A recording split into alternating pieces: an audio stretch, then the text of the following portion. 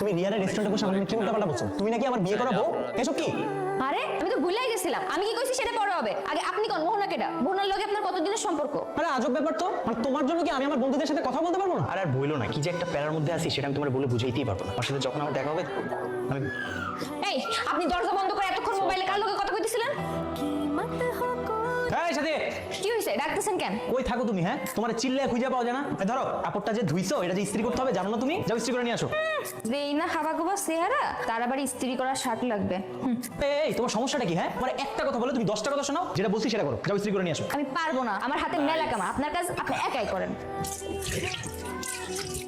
মা, তুমি একা একাই রান্না করতেছো? গুণবতী ম্যাডামটা কোথায়? কোথাও যে দেখছি না। চলে গেছে। চলে গেছে মানে? চলে গেছে, ও আর কাজ করবে না তাই। যাক, অবশেষে তোমার এই কাজের মেয়ের হাত থেকে বাঁচা গেল। ও হ্যাঁ শোন, পাত্রীপক্ষ তোর সাথে মেয়ে বিয়ে দিবে না, আর পাত্রীরও তোকে পছন্দ হয় নাই। পছন্দ হয়নি মানে? ওই মেয়ে তো আমাকে দেখেইনি, অপছন্দ করবে কিভাবে? মেয়েও তোকে দেখেছে।